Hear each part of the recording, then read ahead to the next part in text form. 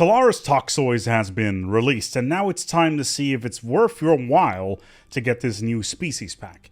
As is standard these days, species pack are not just aesthetic affairs, with origins, traits, and civics being added on top of the usual portraits, ship models, and other things that you expect of such a pack.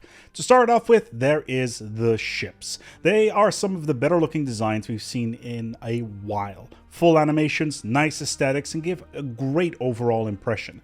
Plus, their lighting changes color based on what you've selected as your primary flag, and, well, it really adds to the feel of the design, and this is very similar to what we had, for instance, in Lithoids. You can easily create an intimidating fleet with these, and not that you'll be able to shoot faster or anything, but the looks count, in my opinion. Portraits are once again great. There's this trend we've been seeing for a while now with these species packs where the art team has really gone out of their way to make impressive character models that are elevated far above some of the older packs. There's a wide variety of visuals and themes going on that can really bring your empire together if you want to go down that role-playing route. Then there's of course the city background, even though that is so minor, it barely needs a mention.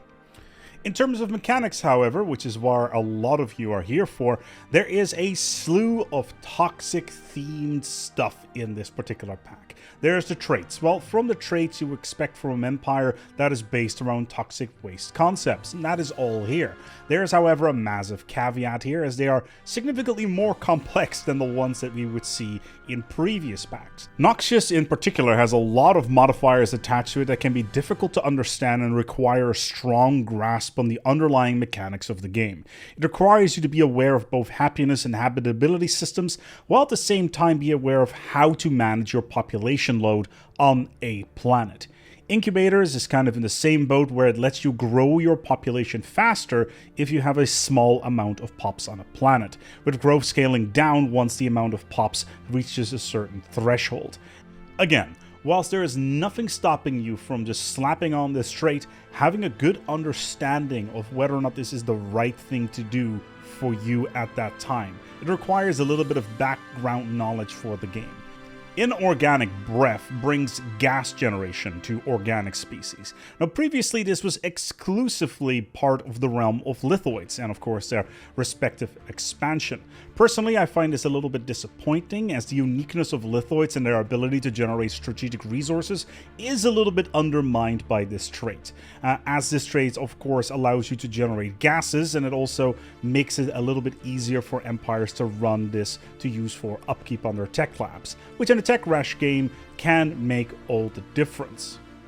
Finally, there is exotic metabolism, which is an advanced trait which allows you to run your empire species on strategic resources, but is not available from the get-go. It is a very interesting idea that you sadly do not have access to at the start of the game, and you need to jump through a couple of hoops to actually get there. Now, the story is very similar when we get to the Civics. There are 3 different ones that you can use to spice up your experience. First of all, there is toxic baths. It's quite interesting due to its ability to improve pop growth, while at the same time having negative effects on population happiness when you have a lot of industrial districts. It requires a bit of thought whilst building your empire to make this work, as it's quite easy just to slap down a bath and hope for growth, but before you know it, you may have a rebellion on your hands due to low happiness. Scavengers is a nice little niche civic, giving you the ability to retrieve destroyed ships from battles, which is a nice bonus if you're going to be on the offensive a lot. Finally, there is Relentless Industrialist, which is both one of the best additions to this pack, whilst at the same time also being its most dubious. Essentially, it allows you to build up a special structure on your planets, which will massively increase your alloy and consumer good production. However, it will also massively impact your pop growth, and over a certain amount of time, it has the ability to turn your world into a tomb world. Now, the event chain that turns your world into said tomb world can be countered, and thus requiring significantly higher upkeep for the building in question. However, the other side of the scale, you have an outcome that it will basically allow you to terraform worlds into tomb worlds directly, which in this context is most likely the preferred scenario.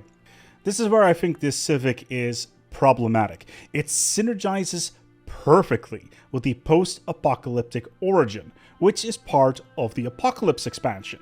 And to have a Civic that works incredibly well and appears to be built with post-apocalyptic in mind makes me feel that this should have been a retroactive addition to the Apocalypse expansion.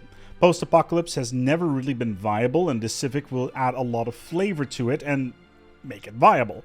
And sadly, it's locked behind Toxoids, which makes sense thematically, but I would rather have seen something else here that would not have synergized as well with something from a previous expansion.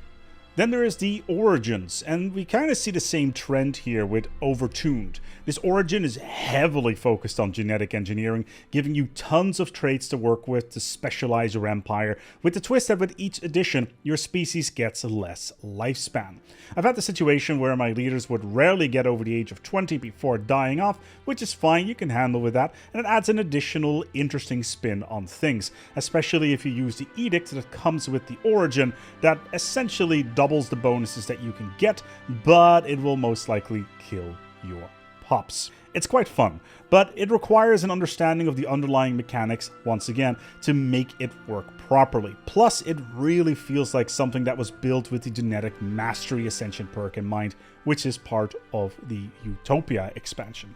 This means that there are two major parts of this expansion that requires previous expansions to play optimally. Can you play it without Utopia? Absolutely. You'll have fun with it. But will you get the most out of it? Probably not. Finally, there is the longest story-driven origin that has ever been released for the game. And there is something here for everybody, whether or not you are a role player or a min-maxer.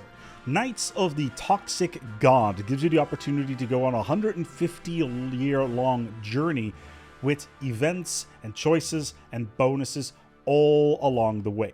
Whilst it does rely quite a lot on flowery knightly language, it does add a unique spin to Stellaris that I enjoyed quite a lot, and the rewards can be quite amazing as long as you make the right choices in the story. I'm not going to spoil too much of that here. That will be for the mechanics video that will come out later this week.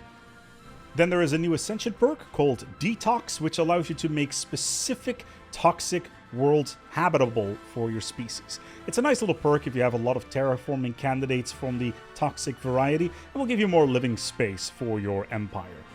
Finally, there is the addition of a new advisor.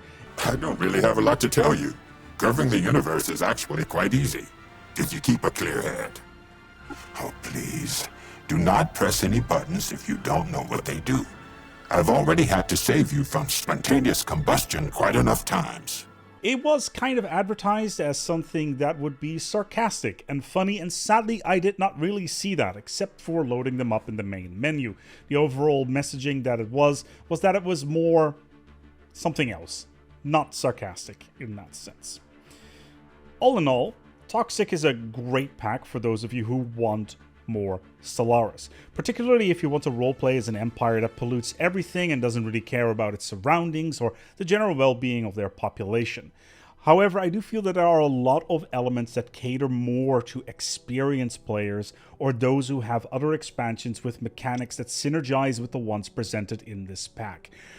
Parts require a deeper understanding of the underlying systems of the game, which means that it's not the most new player friendly. If you're someone who's a big fan of Stellaris, understands the ins and outs of the economy, the planetary management, then Toxoids is a great addition to your library. If you are a new player, then I would suggest picking up a different pack with some more simpler systems, and that will allow you to understand and learn the game before you get to this point. Of course, in the end, it is your choice. If you think that based on this review, Toxics is something that you feel is going to be good fun, then go ahead and pick it up. As always, Paradox DLCs are usually on sale a couple of months after release, so if you want to wait for that, then give it a go.